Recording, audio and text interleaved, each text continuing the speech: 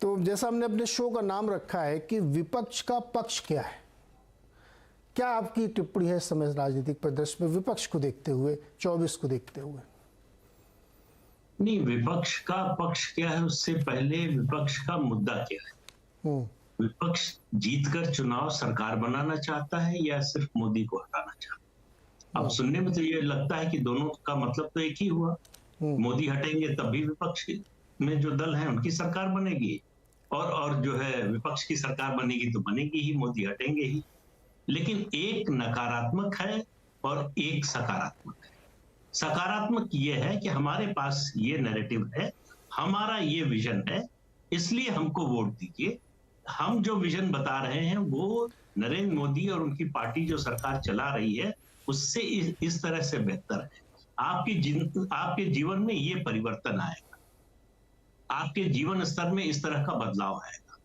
तो ये इस तरह का नैरेटिव तो अभी तक कोई सामने आ नहीं रहा। अभी तक सारी बात ये हो रही है कि किसके नेतृत्व में अगर विपक्षी गठबंधन बना तो बनेगा, उसका नेतृत्व कौन करेगा, प्रधानमंत्री पद का उम्मीदवार कौन होगा, फिर ये होता है कि उसको छोड़ दीजिए, बाद में तय करेंगे कौन पार्टी साथ आएगी। दो पार्टियों की बात होती है, एक निकल जाती है उसमें से। तो ये अभी मुझे जो राजनीतिक समीकरण अभी सामने दिखाई दे रहे हैं, मुझे लगता है कि जितनी विपक्षी एकता हो सकती है हो चुकी है। कांग्रेस के नेतृत्व में और या कांग्रेस के साथ कहें तो जिन पार्टियों को आना है वो अभी भी है, वो चाहे डीएमके हो, चाहे झारखंड मुक्ति मोर्चा हो, या फिर आरजेडी जेडीयू हो, या फिर एनसीपी और उद्धव ठाकरे का गुट हो, ये पार्टियां उनके साथ पहले से है। और उसके अलावा जो पार्टियां हैं वो उनको या तो राहुल गांधी का नेतृत्व को लेकर ऐतराज है या कांग्रेस से दूसरी समस्याएं हैं, तो वो बात तो करते हैं विपक्षी एकता की, लेकिन उस तरह से साथ आने को तैयार नहीं। दो पार्टियों ने तो खुले तौर पर कह दिया है, ममता बनर्जी ने की पार्टी टीएमसी और उसके अलावा अखिलेश यादव की समाजवादी पार्टी ने, और तीसरी पार्टी बहुजन समाज पार्टी, इन तीन पार्टियों ने तो साफ कह दिया कि हम जो है कांग्रेस के नेतृत्व में बनने वाले किसी विपक्षी एकता में शामिल नहीं होंगे। और अगर कांग्रेस के नेतृत्व में विपक्षी एकता नहीं होती तो उसका कोई मतलब नहीं रहेगा। एक मात्र विपक्ष में ऑल इंडिया पार्टी है या मल्टी स्टेट पार्टी है, उसके अलावा कोई मल्टी स्टेट पार्टी नहीं है। जो जिन पार्टियों का पहले नाम लिया उसमें आप आम आदमी पार्टी को जोड़ लीजिए, वो मल्टी स्टेट पार्टी बनने की हो रहा है, उसकी 2 राज्यों में सरकार है, लेकिन वो कांग्रेस के साथ अंदर खाने जाना चाहती है, खुलकर नहीं जाना चाहती। अभी जो खुलासे हो रहे हैं कि गुजरात चुनाव के समय जो है अरविंद केजरीवाल ने सोनिया गांधी को फोन किया था कि मिलकर चुनाव लड़ते हैं, 70 सीटों पर हम मिल जाएं तो बीजेपी को हरा सकते हैं। अब ये सब बातें जो हैं ये जब बाहर आ रही हैं तो ये लगता है कि भाई अगर आप साथ लड़ना चाहते हैं और चलिए नकारात्मक रूप से केवल मोदी को हटाने के लिए ही लड़ना चाहते हैं, तो वो ताकत तो दिखाइए, वो साथ आने का, पहले तो साथ आने की बात कीजिए, साथ खड़े होने को तैयार होइए। अभी तो विपक्ष खुद ही बटा हुआ है, बिखरा हुआ है, उसके एक होने की तो अभी फिलहाल जो परिस्थिति है उसमें मुझे कोई बड़ी संभावना नजर नहीं आ रही जी। बीआरएस जो है उनकी जो सुपुत्री है और बड़ी नेता है और सांसद भी हैं कि कविता जी, उन्होंने तो यहाँ भी कहा अभी कि कांग्रेस को एज ए टीम हमारे साथ शामिल होना चाहिए, वो लीड करने की कोशिश ना करें और हम लोग सब मिल के केंद्र सरकार में जो इस समय सरकार है उसको हराते हैं। तो जो आप बात करें वो एक और दल है उधर जो उसकी अपनी एक रणनीति, उसके साथ जिसको आना है वो आए, हम किसी के साथ नहीं आएंगे। एक बहुत बड़ा फ़र्क है इसमें कि आप मेरे साथ आना चाहते हो तो आ जाइए, मैं आपके साथ नहीं आऊँगा। प्रेम कुमार जी, ये जो परिस्थिति बन रही है, कांग्रेस भी अपनी तरफ से कई बार बयान दे चुकी है, जयराम रमेश जी कई बार कह चुके, क्या स्ट्रेटजी भाई आप लोग ये कैसे तैयारी कर रहे हैं चुनाव लड़ने की 2024? आप लोग से मतलब आप नहीं, मैं 2024 में चुनाव लड़ने की तैयारी कैसे कर रहे हैं ये बताइए जी।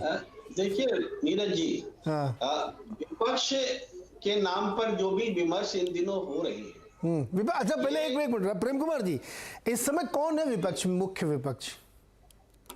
सब अपने अपने दावे ठोक रहे हैं, मेरे गुट में आ जाओ, मैं हूँ। आधिकारिक रूप से तो विपक्ष का दर्जा किसी भी दल को हासिल नहीं। हाँ, तो आप समझ लीजिए कि उस हिसाब से तो विपक्ष नहीं है। हाँ। लेकिन सबसे बड़े दलों का कुनबा अगर कोई है तो यूपीए है। इवन एनडीए से भी बड़ा कुनबा है यूपीए के पास। तो उस हिसाब से देखें तो विपक्ष का केंद्र बनता दिखता जरूर है, लेकिन बात क्या है कि विपक्ष की जब हम बात करते हैं तो इसलिए करते हैं ताकि किसी तरीके से ये बताया जाए कि देखो विपक्ष एकजुट नहीं है, कांग्रेस नेतृत्व नहीं कर पा रही है, और पूरी तरह से कांग्रेस पर हमला करने के लिए विपक्ष की बात ही और चर्चा ही की जाती है। यह सबसे बड़ी बात। सच ये है कि अतीत में भी कभी भी विपक्ष एकमुश्त एक रूप में कभी एकजुट हुआ ही नहीं। आज भी देश में क्षेत्रीय दलों की एक धारा है जो प्रो बीजेपी और अगेंस्ट बीजेपी, कभी ये प्रो कांग्रेस और प्रो अगेंस्ट बीजेपी हुआ करती थी, और मुख्य तौर पर दो कुनबा होता है सत्ता और विपक्ष का। लेकिन विपक्ष में जो बड़ी पार्टी होती है वो सबका नेतृत्व कर ले, ऐसा तो उदाहरण भी नहीं मिलता। तो ये मान लेना कि ऐसी विपक्षी एकता होगी, ये किसकी चाहत है? भाई राहुल गांधी ने कभी नहीं कहा कि हम प्रधानमंत्री बनना चाहते, लेकिन जबरन बीजेपी उनको ऑफर करते हुए बना देती कि हमारे समांतर राहुल गांधी हैं बोल करके। तो राहुल गांधी के किसी को एकजुट नहीं कर पा रहे, विपक्ष को एकजुट नहीं कर पा रहे। तो एक तरह से विपक्ष पर सारा विमर्श ही एंटी विपक्ष है, हम ऐसा कह सकते हैं।